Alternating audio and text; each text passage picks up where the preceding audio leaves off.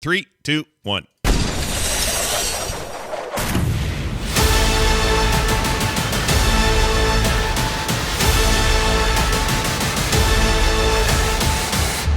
Instance.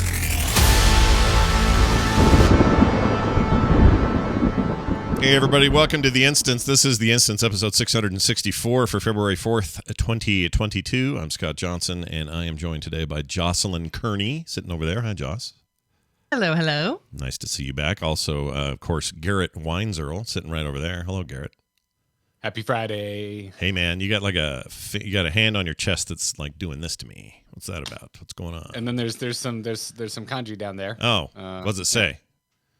It says chopped. Oh, all right, chopped. Like the Obviously. Yeah, obviously, duh. This is a shirt from my favorite YouTube channel. Oh, is it really? They're Australian dudes that work on cars. Oh, yeah, you're car stuff. Yeah. Why Garrett is still not the number one YouTuber in the car category, I don't understand. We need to get that happening. Because you need a lot of money because you need cars to work on. Otherwise, it's a real boring channel. That's a good point. Nobody wants to just sit and talk about them, do they? They have to show them. Cost prohibitive. Yeah, you're not going to just sit Could and you go. like mime it? Have like an invisible car and be like, if I was working on this thing, Yeah. I'd put I do my work on hand cars, here and but twist that thing. I do the same thing every time. It's called oil changes and tire rotations. Nobody wants to watch that happen more than once. Yeah. That's cool though. I'd still love to hear you talk about things like, Tesla announced a blah, blah, blah, and we think that's not as cool as the other electric blah blah blah. And I don't want to talk about Tesla. They're scary. They're a cult, and I don't like when cult people get mad at me. They are kind of culty. Send your emails if that makes you mad, but you're kind of culty, you Tesla people. Don't piss off the cultists. They're just mad. They're just weird and mad all the time. I don't know what's going on with them. Well, anyway, we're not weird or mad. Let's talk about a different cult. Yeah, let's talk about a Warcraft. World of Warcraft cult in 2022. A real fast note here. They had an earnings call over there at Blizzard Activision, and deep down in there, well, it wasn't a call, it was a report. But deep down, kind of buried in the text, was confirmation that a World of Warcraft mobile title is coming out in 2022. That's this year, by the way. I just want to remind everybody, it's not next year. That's like now. It is not still 2020. Just No, so it's not. clear. You gotta. Sometimes you gotta check. I realize, but it is absolutely not 2020. So that thing's supposed to be out this year. I don't know when, and we have no other details about it, except that this would beat Immortal to market, which is really weird. Garrett, you even on Twitter made a comment that kind of cracked me up. You're like, let's use the big, giant, public-facing format of BlizzCon in 2018 to assemble 30,000 people plus umpteen million at home and announce Immortal, Diablo Immortal on mobile, and then not delete or deliver that forever. Still haven't. But then this thing, let's bury it down in the notes and let it slip that it's coming out this year. That's insane. Isn't that weird? Well, I do also think, like, technically the earnings report, everyone's calling it a game or a mobile title, but the earnings report just says new mobile World of Warcraft content, new mobile Warcraft content, which we already have a mobile app. So that could kind of mean anything. Like, they could put, I guess mission tables are already on there, but like they could just add to that, and technically that's new mobile content. So I think a lot of this stuff might potentially be setting expectations really high, and then they're going to be like, you can access your battle pet collection and look at it on mobile. And then they're like, that's our mobile content. Like, Sure. Excuse me, Jocelyn. I would be very excited. I would be very excited to rotate my adorable little pets on my phone. Okay. Yeah, I'd be. Fair, That sounds- fair. I want to full on just do the battles there. That might get me back in the game. Yeah, and I think pet battles has always been something that's been like thrown around as it would transfer well from the Warcraft universe over to mobile. But I'm not even talking about like battle functionality. I'm saying like you can just look at your collection. Like that could technically be mobile content. So until they tell us what it is, don't assume it's like Diablo Immortal. Assume it's basically nothing. Yeah, I think that's actually probably the right way to handle a thing like this. And people are all flipping out about it. But at the end of the day, if this ends up being, it'll actually be worse for them for not explaining themselves if this just turns out to be an added tab on the mobile app that they already have. And people are going to be like, oh, we thought we were getting a game. And it's not even their fault. They didn't give us game expectations, but they gave us something, and it's enough to make players lose their minds. So if I were Blizzard, I'd get out in front of this and go, hey, just for some clarification, this is not a full game coming this year. We would have announced that already if that was true. This is blah, and then just tell us. This is an app update. Yeah, because everyone, like, it's not anyone's fault, I don't think. Unless you went and read the earnings report, most of the reporting is just new Warcraft game coming to mobile. Oh my God. It's like, but is it though? It's like, where's your comprehension level? Low. It doesn't matter because you want to get those clicks. You want the clicks. Yeah, exactly. You want the click. Although I don't have to be accurate if people are clicking your title. I will say it does feel like they wouldn't bother mentioning it if it was just an update to the existing app. That's living in the back of my mind. Yeah, why would they announce that? Because that's a weird thing to announce in an earnings report. That's odd. Yeah. Unless they're doing the headline trick to their shareholders is the only thing I can think of. But the shareholders are a little. I would assume they're a bit on edge right now. Little so bit. maybe don't piss them off. Yeah, don't make those guys mad. Don't make that cult mad. That's another cult you don't want to piss off. Yeah, so my brain goes there. I think everything you just said, Josh, is like super plausible. But it also there's it's a nagging feeling in my brain that they wouldn't bother mentioning it if it wasn't some kind of standalone thingy. But would they just throw it as like the second half of a sentence in an earnings report if it was on the level of Diablo Immortal? I have thoughts. Okay. Right. I have thoughts. Okay. No one was happy about Diablo Immortal. It was bad press and it hurt the stock price. They just announced acquisition by Microsoft, which sent the stock skyrocketing to a point that made me go, God damn it, why didn't I buy some when I thought about buying some? Yeah. And so like they're doing well right now, at least as far as value of the company is concerned. Us at home, we're like, hey, we would still like games. Games would be nice. But as far as corporate America is concerned, they're doing just fine. Yeah, they're doing better than they were 3 weeks ago, which is what that matters to them. So yeah, who knows? I don't know. Like we talked last week about the announcement of the survival game coming right on the heels of this announcement. I don't think that was an accident or just happenstance. Of course they would do that. Why wouldn't they do that? Like put the best bow on it. I think that was still double-edged too, right? Because they've been bleeding talent, and so while yes, it's a good time to announce it to kind of like make the company look good while it's already looking good because they're going to a new leadership. I think it's also good, like it's good timing to attract talent. Like, hey, Kotick's only here for one more year. Come work on a cool game, please. Will someone Will Riot please stop taking all our talent? Was kind of how I also felt about it. I think it all kind of worked. I think that was just a win-win-win for them. Between Riot and all the spin-offs of Blizzard, they sucked up all the big names that they used to have. But back to the mobile thing, like, because I was talking to some folks on Twitter about it, and a lot of I was just kind of cracking wise. And a lot of folks were like, well, I think this is smart. There's a lot of money in mobile. It's very successful. It's very successful in China, where Blizzard has already a strong foothold. And I don't disagree with any of that. But I think at the end of the day, you do still need to take into account the stuff, make mobile games, but maybe they're doing a new strategy where maybe we just don't make a big deal about it because the U.S. isn't going to be our biggest market for it anyway, but the U.S. is the most vocal affect your public image market. And it really is. It's the people true. commenting it's on true. Reddit, the people commenting on the forums, the people writing on Kotakus and Polygons and PC Gamers and all of that type of stuff, for a lot of them are North Americans. A lot of it is English speaking, essentially, is what I'm trying to say. Because you also have a lot of European writers as well. Of course. So yeah, that's just all my thoughts about it. It's just, I don't know. It's fun to look at the strategy of it. And I wouldn't be surprised if that's playing a role where they're like, yeah, maybe we don't need to make a big deal of it because it's just going to make people mad. I have to ask myself if I am willing to spend $15 a month just for a transmog dress up app, give me an app where I'm just dragging a chest piece over and going, oh, that's nice. Let's see if these boots match and just do that all day. Is that worth my $15 a month? I don't know. Probably not. I'm thinking. I'd be into that, especially if it if I could add things I don't have and it would tell me where to go to get it and I can make a transmog shopping list.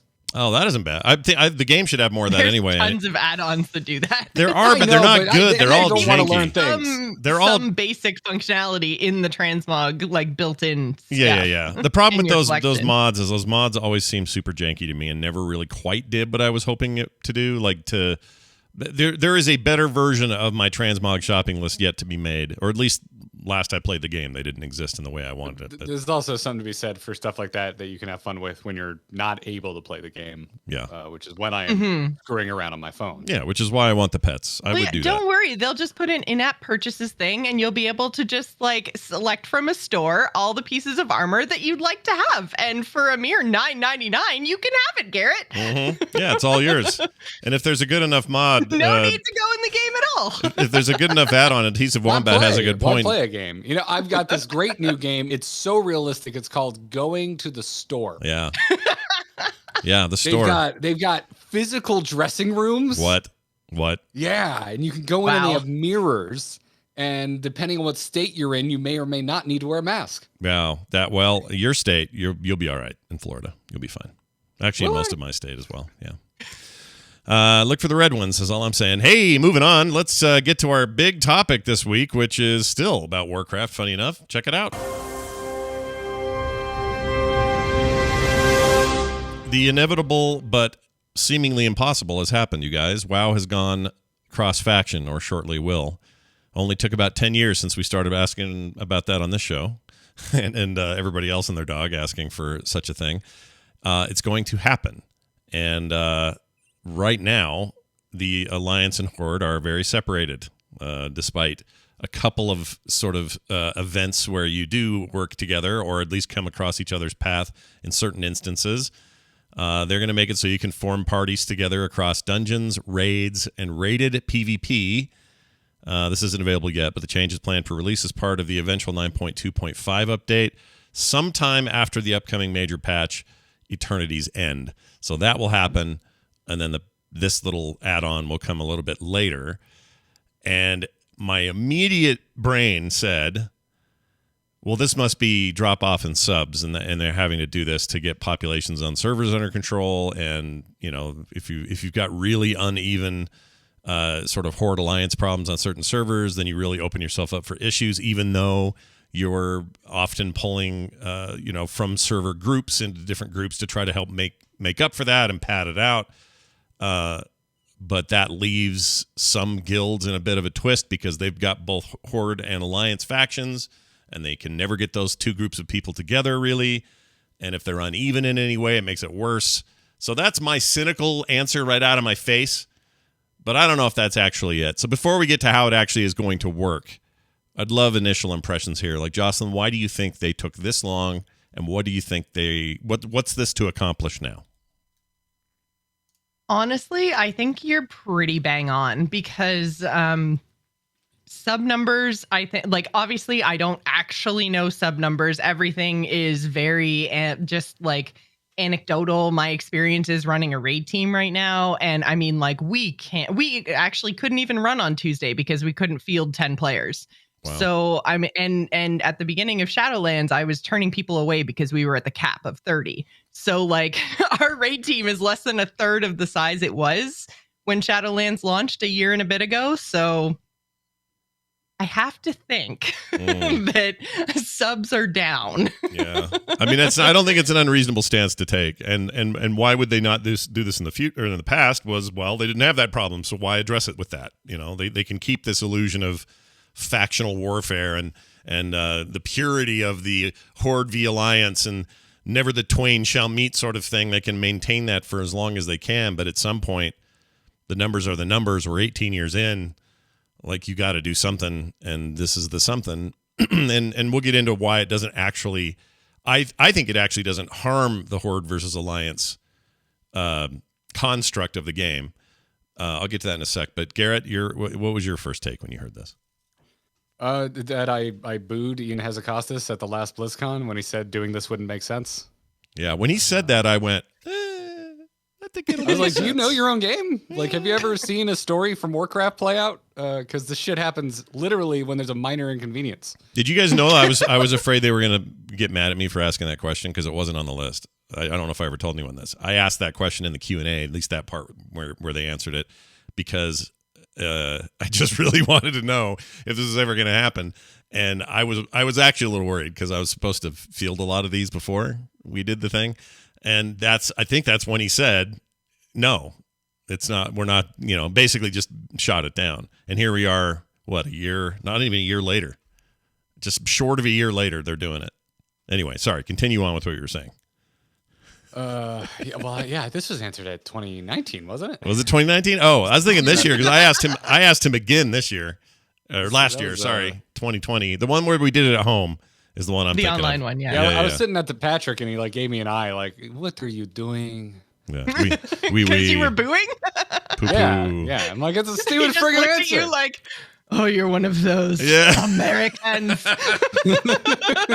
So wait a minute, you actually booed, like audibly booed? No, you literally went boo. Oh my Lord! It's BlizzCon. You're messing around. Although I do think it's a stupid ass answer. I really think I don't know. I think I'm gonna make some enemies. I think if you think this is a bad idea, you have no idea what Warcraft's story is. I think you pay no attention. From a lore standpoint, I think you're right. There's some implementation things that I think are real concerns, but in terms of lore, Gary, you're right. Like every single expansion has been, we need to come together against insert big bad here. It's very much that. I agree. Totally agree. But yeah, going back into like Warcraft 3 had that shit going on. Like, yeah, that's true. Yeah, Thrall and Jaina. Yeah. Come on, we know there's some horrible human orc hybrid babies out there somewhere. Well, I don't know. I wasn't really thinking of that, but okay. Yeah, now that you mention it, Bane's got a real look in his eye, if you know what I'm saying. Yeah. No, I mean, this is something I've always wanted. Like, I've always wanted to do this. To me, like PvP concerns aside, I was like, why? Why can't I run a dungeon with my alliance buddy or my horde buddy, depending on what faction I'm on? Yeah. Well, and they've already kind of addressed that in PvP because there's the mercenary system, right? So, like, if you're on an an overrepresented faction, you can just say, "Hey, I want to go play for the other faction for a shorter queue time," and you're just a merc at that point. And this is why I'm glad you're here, Josh, because I have not touched PvP in World of Warcraft since like long time. Yeah, very long time. So yeah, at least one of us. So it's like the PvP concern, and even like mechanically, lore, whatever, is already been addressed in terms of alliance versus horde. So. Yeah. Okay, then what are the concerns? Let's do it. Yeah. What do we think their concerns are? I mean, I know what they think their concerns are, but chat room says, are the subs down or is overall engagement down? I don't know if it matters.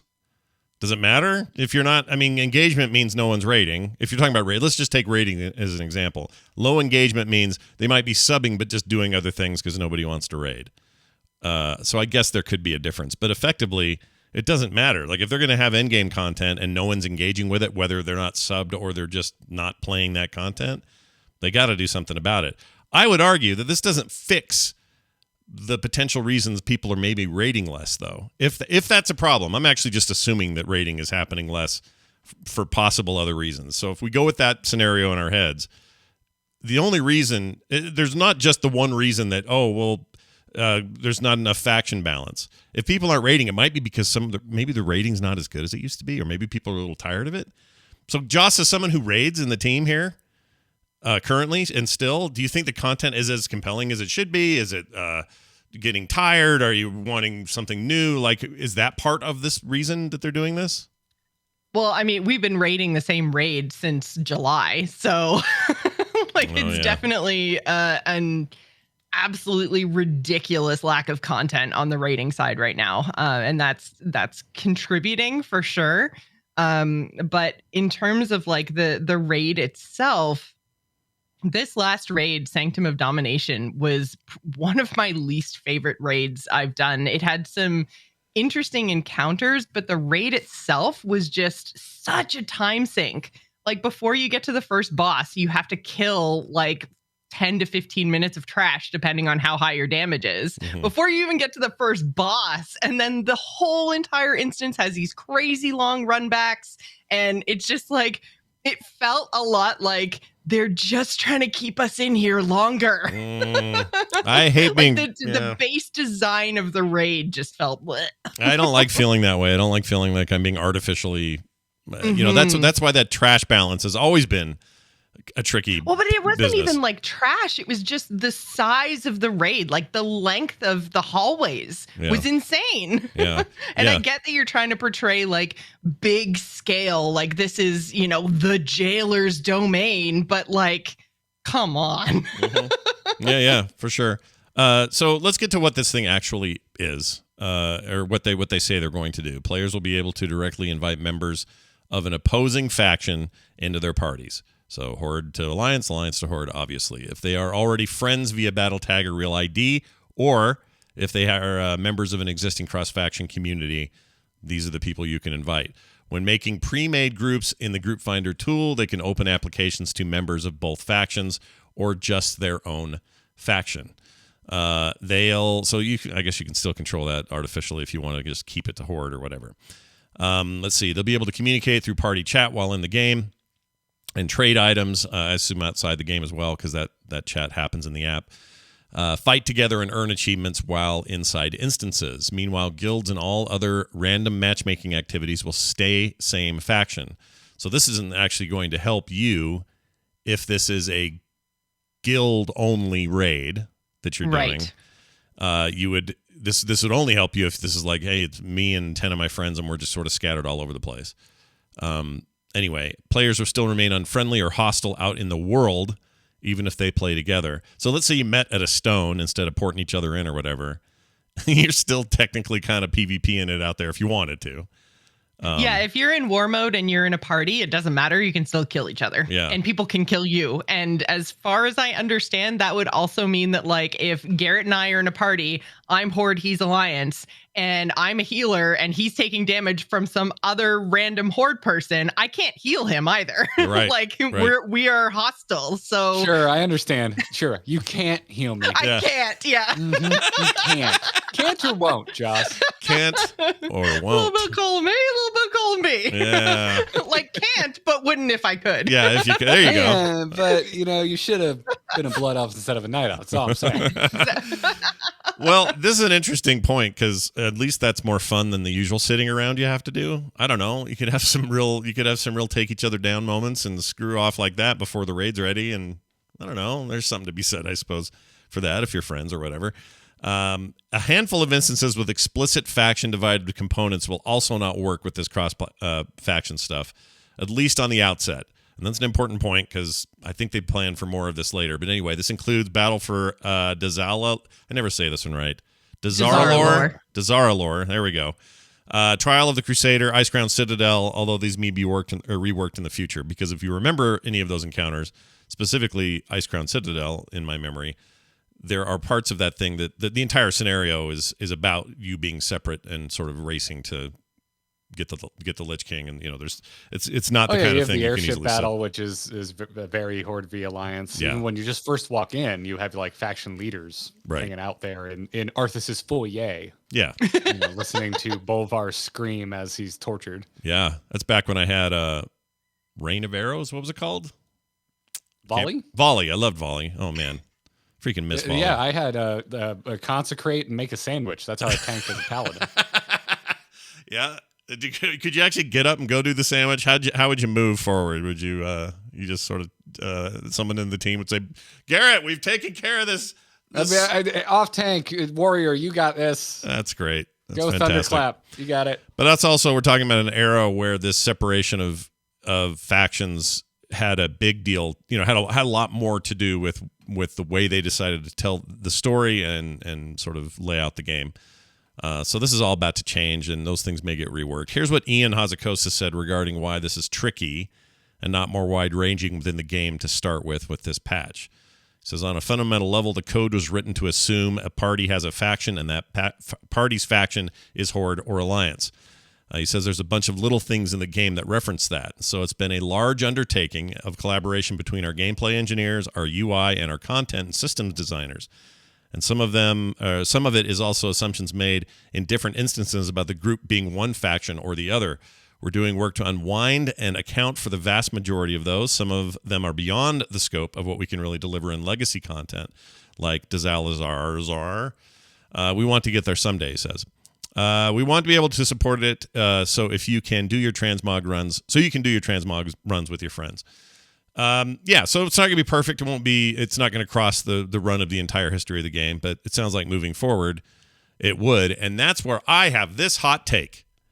I think the next expansion will be designed around this, or at the very least be extremely amenable to this idea that the factions are no longer so separated.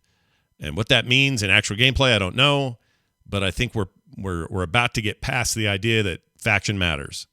It's going to not matter so much. And I think I'm okay with it, but part of it feels like we lost a little something, maybe, possibly, if my prediction comes true. Any thoughts on that? You think I'm right? Am I wrong? What do you think? What do you think our new expansion will be with no faction walls, man? Tear down that faction I feel wall, like it'll Garrett. be whatever story they want to tell without faction walls, which is kind of the stories they already tell for the most part. Yeah, pretty much Obviously, lately. there was Battle for Azeroth was a big exception to that because like a major arc of that was a faction war. Well, but even then, I mean, that was like the beginning of the expansion, right? Like we came together fairly quickly as soon as there was the whole like Ashara thing, and then we had the N'Zoth thing. Like there were two major patches in BFA that threw factions out the window and just kind of like mended fences. So I mean, granted, we did have 2 years of them being like, "It's not N'Zoth, guys. We promise it's not N'Zoth." But now, I mean, from like a mechanical standpoint, we literally had like Horde continent, Alliance continent. Yes, like, there was a clear theme for sure. Yeah. Even though it very quickly became everyone against Sylvanas because a horrible person wrote this story and it's terrible. Yeah. But yeah, that's 2 weeks now. It's 2 weeks now. Garrett's been able to slide that sword between the ribs. I like it. But it's 2 weeks. Nothing wrong with it, man. When I think about how much I hate what they've done to Sylvanas, and then I found out how horrible the person was that had a major hand in writing a lot of that, and I'm just like, yeah, this sucks. You suck. You should all feel bad. Yeah, everyone should feel bad.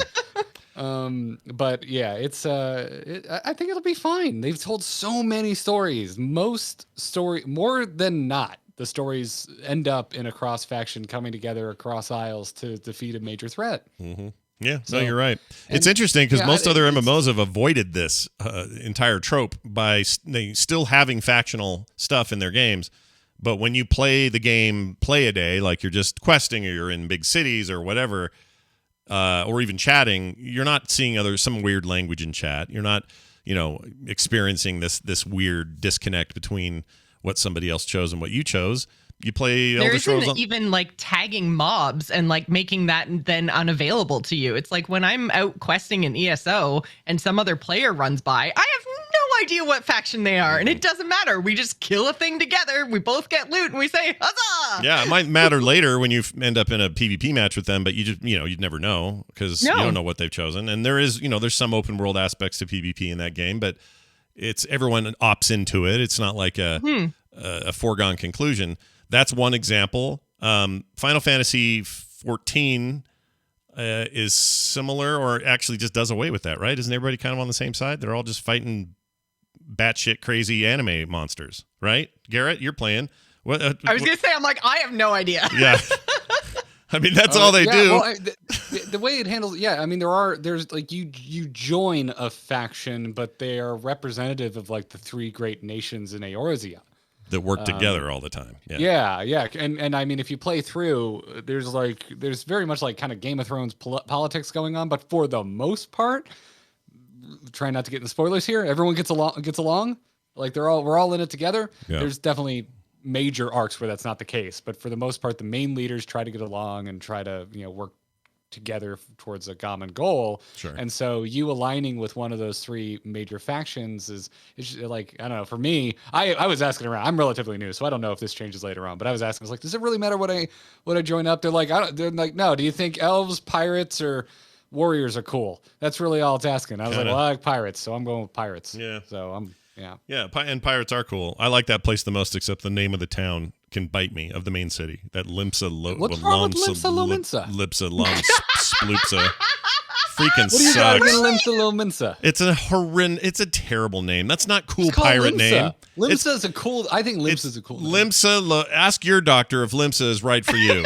I'm glad both of our heads went the same place, Scott, honestly. I really hate it. I don't like it. I don't like when people talk about the hottest leader too, so she's awesome. Don't get me wrong. If your Limsa lasts for more than 3 hours, join. And her name's weird. Her name's like Greta Merwib. von Schlupa. Merwib's great. What's wrong with Merwib? Barfa or whatever it is. She's a murderous psycho when it comes I like to her. war. I like her. Her name's just ridiculous. But my point is, Like, if you want to be a cool pirate, it should be called Blood Rock or something cool, not Somebody, Limps by the and way, Lips clip of my rant Lapsa. here. I hate it. Anyway, it doesn't matter. Someone please clip my rant here and put it against me, 6 months ago, saying I will never do a Final Fantasy 14 show.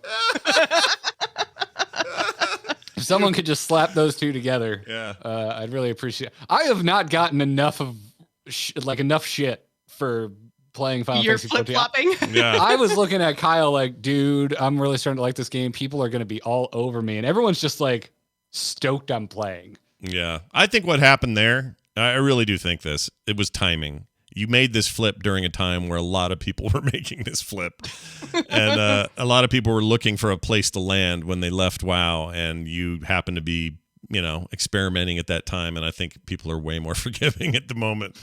Given that, it's been interesting for sure. That's definitely the vibe I get. Yeah.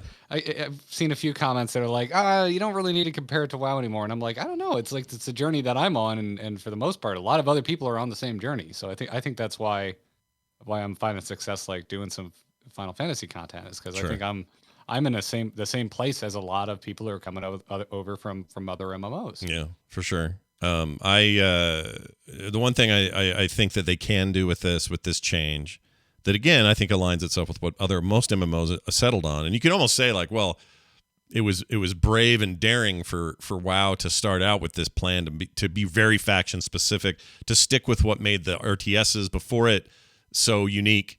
This humans versus orcs kind of world, we want that to persist. We'll add new races, but they will still be opposed, and there'll be tenuous oppositions, and it's a very high-minded goal, and I think those were good goals.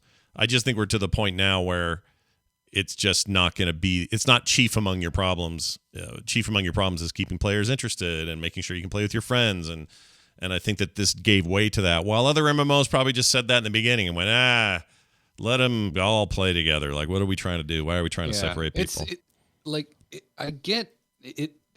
In the earlier days of WoW, for me, it was a big deal. And it was a big part of like the kind of the outside of game culture of World of Warcraft as well. Like, I'd be walking around school and it was, everyone had Horde or Alliance patches or pins or stickers on their car. We had gone to the freaking shop and like laser etched a Horde symbol out of plastic and hung it on the wall of the house we were freaking renting in college. Like, it was a big thing. And like, we'd throw house parties and the Alliance kids would show up and we'd give them shit and make them drink the crappy beer. Like, as was they just, should. Yeah, which I just swapped from Alliance, so it was just it was just part of the fun. I don't like, me personally, I've been on both factions so many times, it doesn't mean a lot to me now, but it was a fun part of the game. Yeah. That was like a big part of the whole identity. The coolest thing about WoW for me, and now I'm experiencing with Final Fantasy 14, is that at its height, it had such a reach beyond the game itself. Right. And it was this social club that, like, if you saw someone with like a hunter pin, you're like, oh shit, what's up, dude? What are you playing? What level are you at? What's your race? What's your faction? What server you on? PvP or PvE? And it was just this, you could make friends instantly with people like strangers if you knew they played this game. Yeah, you could be at a store wearing a t-shirt and they could say "For the Horde" and you'd know what they meant and you'd thumbs up and move on, right? Yeah, I totally agree. So like, I get it. I get the people are like, God, this feels like something's being lost. And to a certain degree, yeah, I think something is being lost, but they've already started to relax it with PvP things I completely forgot they did. But like, over the years, I just think it's become less and less important. And also the stories they've told, which I don't think all of them are inherently bad. I haven't been particularly stoked on the story lately, but the Horde and Alliance always come together. And I always, in my head, I always thought, like, why not? Why can't I go run a dungeon with my cross-faction buddy? I really don't see why that's an issue. I do like that Ian gave this information that in some places it's a hard coding issue. Which makes sense. And I hadn't ever considered that. Most people don't. Like, this stuff's never as easy as we all think it is. It's like, well, just make them work together or make them play together. What's the problem? Like, it's not that simple. There's usually a lot more to it. This is legacy code in a lot of cases. And they gotta, that's a pretty heavy rework to take this fundamental spine of your, structure of your game and to change it. You can't just do that willy-nilly. But part of me thinks that some of this, I'm not saying I have any insider info on this or I know this for sure. I just get the feeling that it's maybe made less difficult, or it's a little softer of a change for them, because there's a lot of sort of nationalistic factional division in real life right now in lots of different places and ways. Maybe we don't want it in our games as much, Let's make it more about coming together. I don't know. Maybe. I'm just saying. I think that's always true, though, and it's just to me. I think tribalism can be fun in certain aspects, and I see it across all kinds of different hobbies and social groups. Like we were talking cars at the top, and there's tons of that in cars, and it can be fun. There are people who take it too far and are absolute dicks about it. But like you can kind of say that about anything. Yeah, That's exactly. true. I've always been a big Ford fanboy. I like Fords. A friend I grew up with is a big Chevy guy, and we give each other endless shit about Ford versus Chevy. But we're still friends, and we both think each other's cars are pretty rad. But it's just like a friendly rivalry. Yeah. And that's where I like it, and that way I'll defend it because I think it's fun, and I think it can add, a fun layer to community interaction. Yeah, I totally agree. It's especially fun in fiction to experience some of those things when they're not as prominent in real life. In other words, I love reading about some medieval sword fight. Part of what I like about it is we're kind of past that, and nobody's having duels every 5 seconds and killing each other with swords. You know what I mean? No one smacked you with a glove lately, Scott? Yeah. Nobody's had. I just watched The Last Duel, so it's kind of on my mind. But like this sensibility of like, we're past that and better than that, but now it's fun to go back and experience that fantasy. It's a little harder when the real world is at each other's throats and claiming superiority one direction or the other, and then going and having that happen again in a game. Maybe they're just. I'm not saying this is the impetus for any of this, but part of me thinks a little bit of their heads might be, we don't have to deal with that anymore, or as much, because they're still going to have to deal with it some. Obviously, the game's not changing that radically. They're not all they're not all hanging out and holding hands. But I can't imagine that there's the game stepping into the future isn't still tenuously complicated, because the Horde and the Alliance still don't like each other, and are gonna have all whatever infights they have and don't like each other's leaders or whatever. I mean, that's part of the deal. It's tribalism. It's as human as our existence. So how are they going to get away from that? I don't think they ultimately can. And I think this is more just about. You want to play with your friends and make this easier, and make sure you fill out your groups. Here you go. Have fun. Well, yeah, that's the thing. And I think that in general, I've noticed with the past few patches that there's been a bit of a shift in WoW developer, I don't know if you want to say mentality or direction, but it very much seems like they're taking player feedback and things that they originally had said, no, never, not going to happen. This is the way we want this thing to work. They're kind of just saying, okay, fine. You know what? Obviously, you guys didn't think that our vision was fun. So here's everything that you wanted. And I think allowing Alliance and Horde to play together is just the next thing on that list of things that players wanted, whether, developers wanted it or not, or thought it was a good idea. It really feels like they're just like, okay, fine. Here's all the changes to the systems that you've asked us for. It's a lot more fun to play now. And I don't think that's enough to bring people back who have left, but it's at least keeping people happy who are still there. Yeah. Yeah, I agree. And, you're playing in a raid that could sure use a little extra, whatever, oomph in terms of. Oh, God, that's just a write-off now. I'm so glad that 9.2 is coming at some point in the next month or two, because honestly, I am so done with 9.1. Like, what's the date? Do we have a date? We don't have a date, do we? There no is no date yet. No, okay. No date. No date officially, no. Do you think anybody's, this is a weird question and it has nothing to do with today's topic, but do you think anyone's still running the tower thing? What's it called? Tower of Torghast. Torghast. Do you think that's happening? Anyone doing that? Yep. Yeah, really? You kind of have to. Oh, yeah, it's been a while since I can't remember how tied it was to your progression, but I guess it is. You just have to. Yeah, you have to run Torghast to get the stuff to make your legendaries. And in the next patch, we know that you're going to be able to equip 2 instead of 1. So you have to run Torghast, which was my fear going into this expansion. I'm like, that sounds like a nightmare.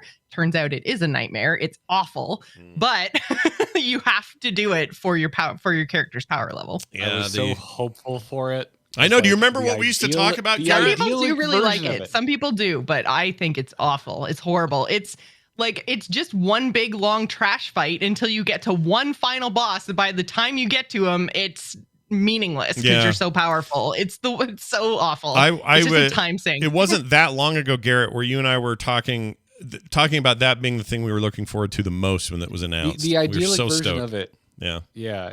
Like, if it was a proper roguelike, it could have been the killer feature of the expansion, as opposed to, I think, the albatross hanging around the neck of Shadowlands.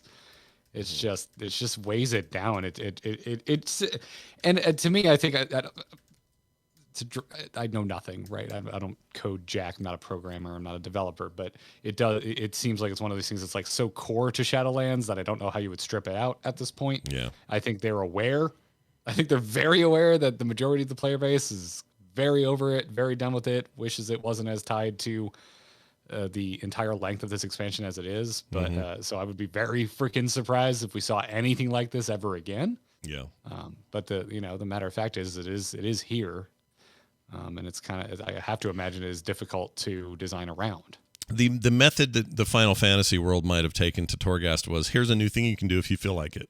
That's it. They have one. They do, right? Have one They kind of have a thing like that. The Palace of the Dead is basically Final Fantasy 14 Torghast.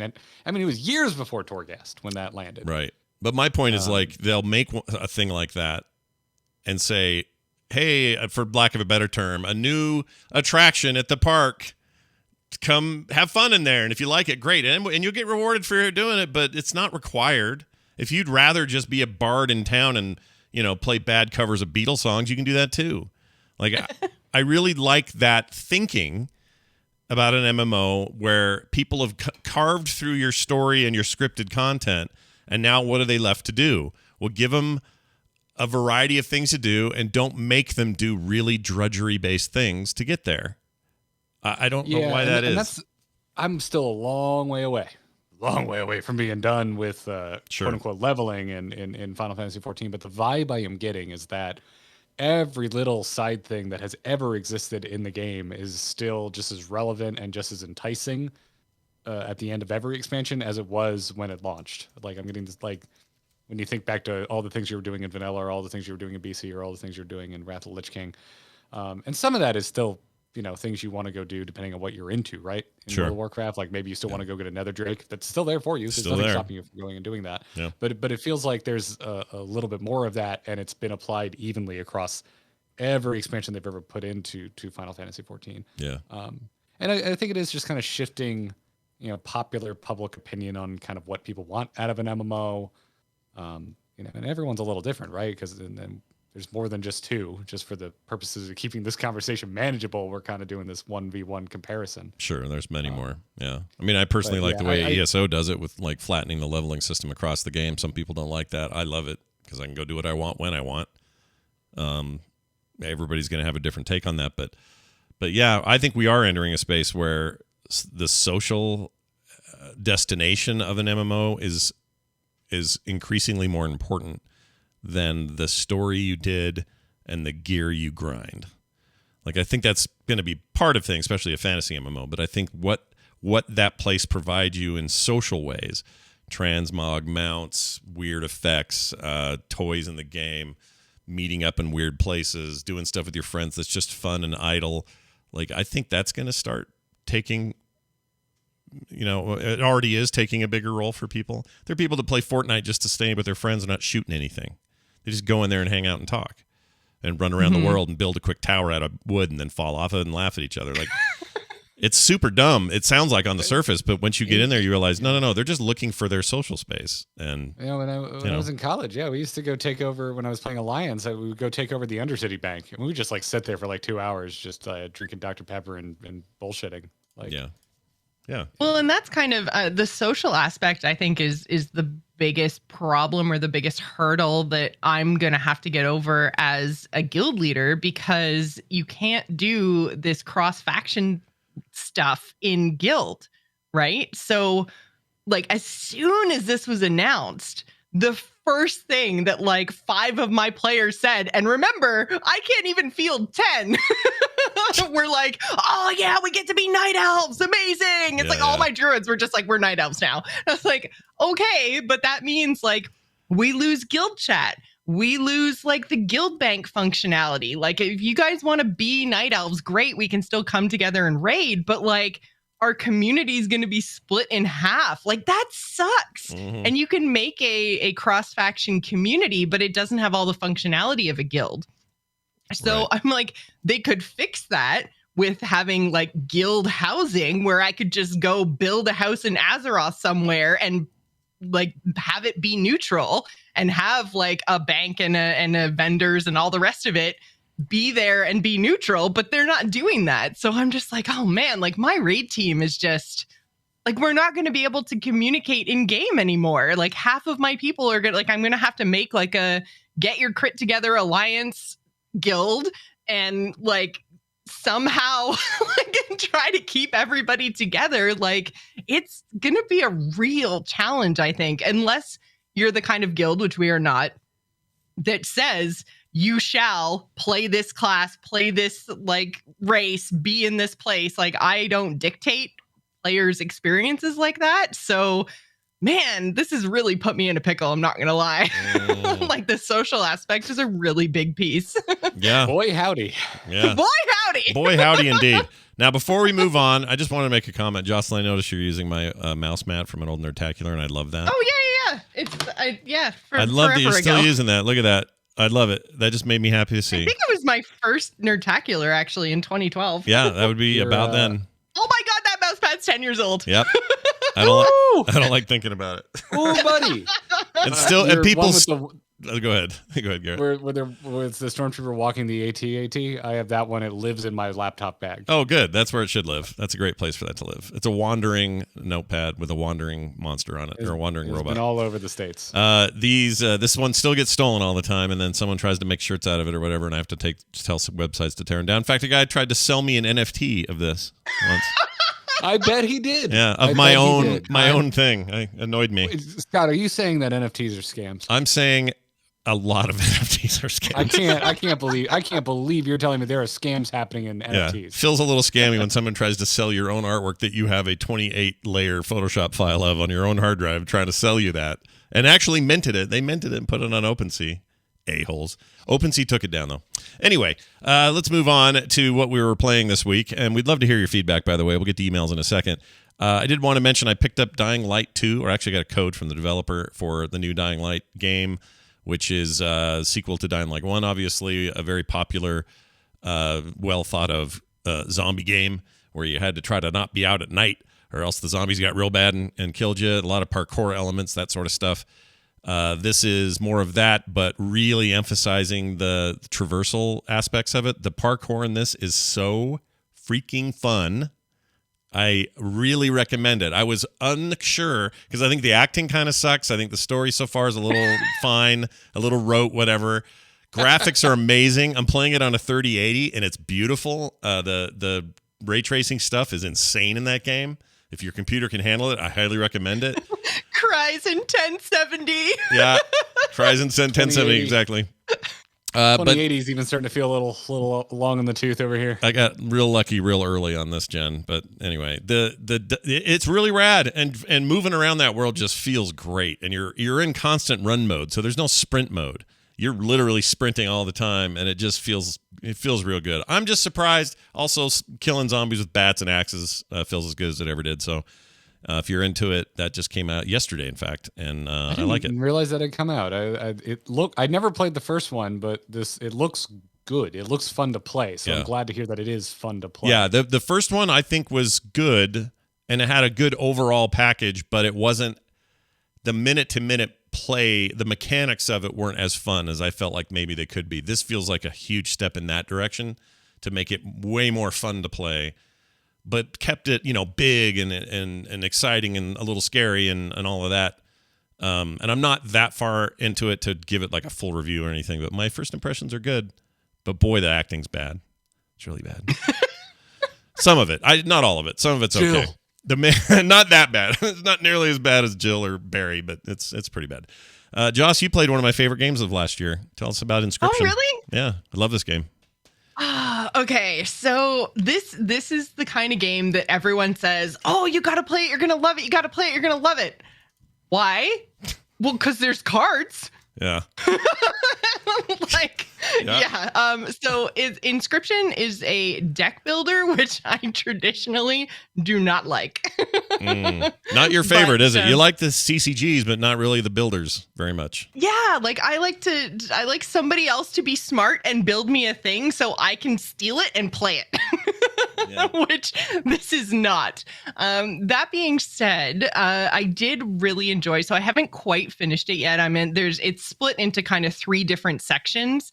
So I finished the first 2 sections. I'm into the third now. And so far, the part of it I liked was the first section. I really liked the UI and the way that you interacted with the card game. Mm-hmm. And I really liked the kind of creepy horror, like stuck in a cabin in the woods vibe. And they throw it out for the last 2/3 of the game. So I'm kind of like, I'm playing through it now. And I'm like, okay, this is still kind of cool. In the second act, they introduced like a whole new deck building mechanics, 3 whole new deck building mechanics instead of just the one from the first act, which is kind of cool. But then, yeah, it just, I don't know. I get what they're trying to do. And it's from the same people that made Pony Island, which has a very like outside the game stuff going on too. Like it's bigger than you think it is. Mm-hmm. But yeah, I don't know, man. Like I really liked the vibe of the first section, and it's lost me later on. That's a bummer. I really liked everything I played all the way through, although I guess I didn't finish it, but it's there was something about that kind of lo-fi graphic take that really got me. And yeah, because you're into all the retro stuff too. Like as soon as it's got like I haven't played this because I hate deck builders. But it looks like PS1 N64. It's got this like retro 3D. Oh yeah, which is becoming more and more of a common thing I'm seeing, and I love that retro 3D is a aesthetic now. I'm glad it's working because I was worried that would never happen. Like pixels, I get it, they're forever, and everyone will always make pixel art, and it'll always be cool. But I worried that PS1 era kind of crusty, jittery, poorly, jaggy edge looking polygon crap was never gonna have any sort of resurgence. And they figured out kind of a metal, kind of guerrilla way to make it work. And this is a good example of that. Devolver makes, they publish games. They didn't develop this as one guy, but they publish games like this all the time. And I absolutely love the aesthetic. So it actually works really well. But yeah, if you don't like deck builders, ultimately I really like deck builders as opposed to CCGs. It's more my jam. So I like Slay the Spire. I like, Monster Train. These kind of games really get me. Then you'll probably really like this game. But even Joss, who doesn't like deck builders, looks like he got far enough to at least appreciate the weirdness that is Inscription. So it's cool. I kind of just wanted to see like where the story was going, but even that really hasn't hooked me necessarily as much as I would think. I'm playing it to get to the end because my co-host on Gamers Inn played it and said he beat it in 10 hours. And I was like, I can do that. So it's more of a competition now. 10 hours? Yeah, but oh my God, he just had the most RNG horseshoes up his butt ever because it took me 10 hours just to get through the first part. And he's like, oh, well, you just have to go for these things. I'm like, those are all offered to you randomly. Yeah. You're not guaranteed any, like you got the best possible build on your first run, you ass. Yeah, no, that's true. You know what's great though? Bill Duran, our mutual friend Bill Duran, who makes a bunch of props and stuff, usually in and around video games. He made do you know how you get the extra squirrel, Jocelyn, squirrel in a bottle? In a bottle. He made that. He made a dirty looking, nasty, used up looking bottle with a cork in it, and inside a custom print of this of that. I mean, it's amazing. It's amazing. It's amazing. Yeah. It's so good. Well, and that's the thing. I loved the aesthetic of the cards in the first section. I loved how you were just like sitting at this table playing with this guy. And it was like you were across the table from him instead of like this weird, like apparently it looks like the Pokemon like Game Boy game or something like that. The in the second section, that's how the game's set up for you, is just like this thing on the screen. And I don't know. It lost me hard when it switched aesthetics in the second act. Well, I still say people should check it out. Maybe get it on I don't know. It'll be on sale at some point. And also, well, yeah, it was on sale when I picked it up. Oh, you did good. Through the winter sale or whatever on Steam. Yeah, it seems like they're having nonstop sales these days, and it seems like Yeah. Red Dead Redemption 2 really wants me to buy it for $30. I don't know why that's always up front. Have you noticed that? Right as soon as you open Steam, Red Dead 2. Every time. It doesn't matter. Lunar sale, winter sale, whatever. There's Red Dead 2. I'm like, I own you already. Why are you there? Anyway. Garrett, what have you been up to? What are you playing? Fantasy. Oh, yeah. There you go. You don't say. You don't say. Weird. That's Final great. Fantasy. And you've been doing the Palace of the Dead We there. started streaming on Mondays with Kyle. We do a Nice. stream over on our YouTube channel. Mm-hmm. And we're starting to do that. And so this past week we dipped our first toe into hard modes for the Realm Reborn dungeons. Nice. Which there on one video we have probably 70 comments all saying roughly to the effect, do you know that hard modes aren't actually hard, but they're more like sequels to the story of the dungeon? So Scott, did you know that hard modes in Final Fantasy 14 aren't actually hard, but they're more like sequels to the story or additional story to the dungeon? I had no idea. That's news to me. Yeah. So we did our first one, which was freaking awesome. We did for those who know your Final Fantasy 14 dungeons, we did the Tamtara Deepcroft hard mode. Yeah. Which picks up what you could easily discount as the most random like NPC aside from leveling through a Realm Reborn in a really interesting way. Interesting. Yeah, that game's famous for doing that. Taking stuff that seems so like, well, I'll never see that guy again. And then later it's like, oh, huge deal with that weird NPC I thought I was never going to see again. I think that's a really cool thing that game does. Unless so we did that, and then we did our first like steps into Palace of the Dead, which is the Torghast like, even though it predates Torghast. Sure. And that's cool. I have since learned that a lot of Final Fantasy 14 players use Palace of the Dead to learn new jobs or classes when they pick them up. Oh, that's interesting. Because if you start a new run, it starts you at level 1 and it restricts your abilities. Oh, that so could if be. You go get because like I went and picked up Red Mage. I went and picked up the Red Mage job, and there were so many buttons. I was just like, never mind. I'm going right back to Summoner. I don't feel like learning this right now. Yeah. But apparently, if I went into Palace of the Dead, it would only give me what I'm allowed to use at level 1, and then you hit level 2, and it unlocks whatever you have for level 2, and so on and so forth. And you level up very quickly as you're doing a fresh run. So it has this kind of life beyond what it originally launched as this place where a lot of people like to go and learn their new class that they picked up. I like when the community ends up using a thing for a thing that it wasn't intended to do, and the devs let them. I like it. Yeah. If Torghast did this, Blizzard would patch the shit out of it if Torghast did this. They wouldn't do it. Right? I mean, why wouldn't they? That's just the way it is. That's their MO. They'd be like, oh, you're not supposed to do that. You're using it the way we didn't intend. This isn't how you use this. Yeah. Block. Yeah, block. We have a very rigid belief for what this should be, and we refuse to be moved from that rigid belief. Yeah. I hope that's changing. I feel like it might be. But you want to fly conveniently? You don't want to spend 2 months grinding rep for flying? Too bad. That's what we want to do, even though it used to be convenient, and we used to actually design lands around it. Mm-hmm. And also, no flight whistle for you. Yeah, no flight whistle. Oh my gosh, the flight whistle. And then let's take away the one thing that made it somewhat bearable. Yeah, made it so you just didn't want to kill yourself. Gosh dang it. Good job, guys. Good job. Always have a flight whistle handy. All right, there you go. That's what we've been up to. That's going to do it for today's show. I want to thank some patrons who supported us here recently. ML Dirks. I love that name. He signed up at the common level. We got Timothy Coley also at the common level. And at the Warforged level, we love that level, we got Daniel Catt. Those are just 3 of the many patrons who are now supporting us, and we'd love to see you there too. It's a new month, a chance to hop on board and be a part of backing us. So check it out. That's patreon.com/instance, and you can learn all about what you get when you go there. Let's wrap around the table and find out what people are doing. The pre-show is hilarious. You should really sign up and get the pre-show. Yeah, you should get the pre-show because it's about. Today we talked about Boba Fett. No spoilers. We talked about. I haven't seen it yet. A little bit of spoilers. Yeah. Well, I mean, I haven't seen a single episode. Neither has Joss.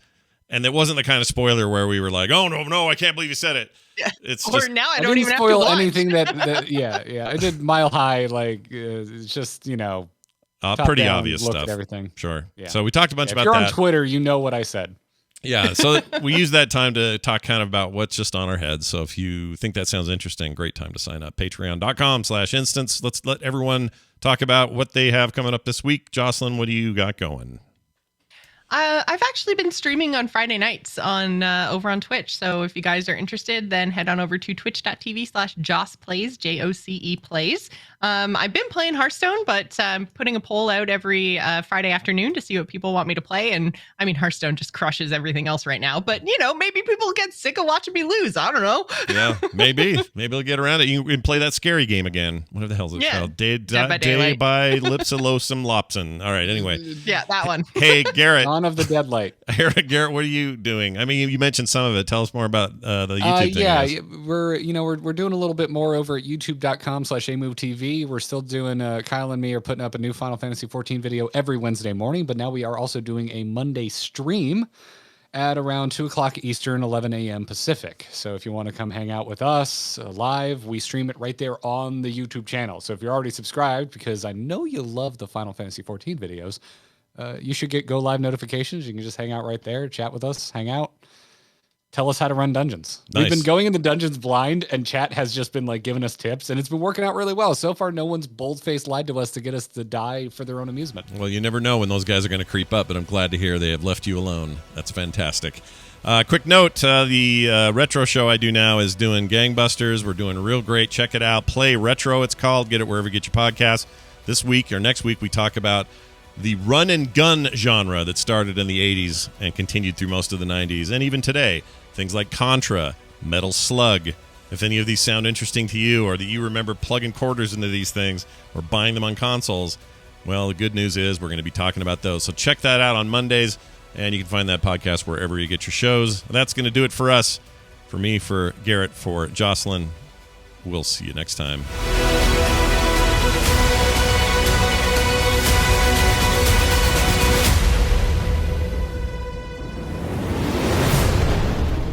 This show is part of the Frog Pants Network. Yes. Get more at frogpants.com.